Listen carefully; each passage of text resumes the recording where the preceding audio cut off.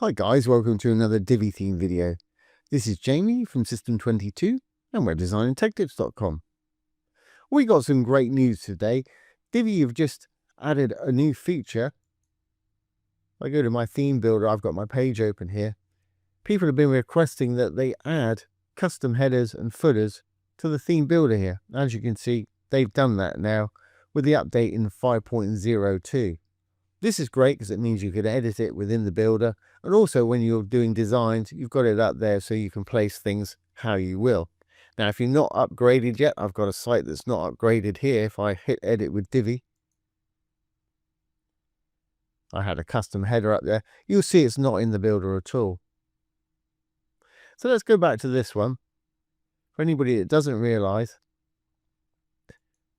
it will show the default header up there, but you won't be able to edit it here. I'm using custom headers in mind, so if I go down to Divi and Theme Builder, you can see I've got a custom global header and global footer there, and that's what's showing up. And to edit it, of course, you just click on it like any other module. It's showing the section, showing the row that it's sitting in. I'm just using a simple menu module there. Perhaps if we wanted to add a button or something, just click on the menu module. Let's add an element. I'm in content. Add new element. Let's add a button. Put whatever you want there. Put the link where you want it to go down below here, obviously. As it's our menu, I want it to open in the current tab. And of course, that button doesn't look very good. So let's quickly style it up the way we want it. All I'm going to do is change the text. Button text. I'll leave it on the default there. I'm going to capitalize it. I'm going to make it a lot smaller.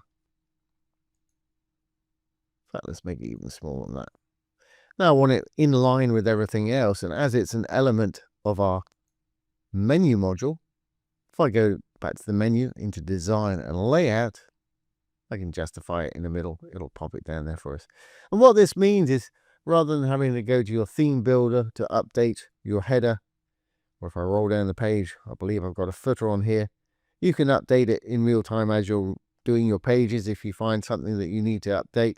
And these being global, of course, they're going to appear on every page, which is perfect. Now, having said that, I love this feature and it's great, but I've already read on some forums, some people are complaining about it. It's causing issues with various plugins. I think one of them's WP Rocket. I'm not sure about that. But, of course, if you don't like it, you don't have to use it. And if you don't want to use it, we can go over to the left-hand side down here. Let's roll down to our builder settings. And if we have a look down here, there's a new little toggle. Show theme builder layouts. If you don't want it to happen in the builder side of things here, you can just turn this off. And as you notice, that's disappeared now. We've got no header and no footer, just like the one before we upgraded. So if you're one of these people that doesn't like it, and I'm not one, I think it's great, I'm going to re-enable mine so we've got it in there. But there is the option to turn that off if it's conflicting or causing problems with one of your other plugins. It's a very short and sweet video here today. That's an upgrade with Divi 5.02. I'm going to go ahead and upgrade my other site right now. So I hope you've enjoyed this today and found it useful. If you have, please give it a thumbs up, ring the bell, comment, share, and subscribe to the YouTube channel. Don't forget, if you have any questions either about Divi 4 or Divi 5, don't forget Divi 4 is going to be supported for another year.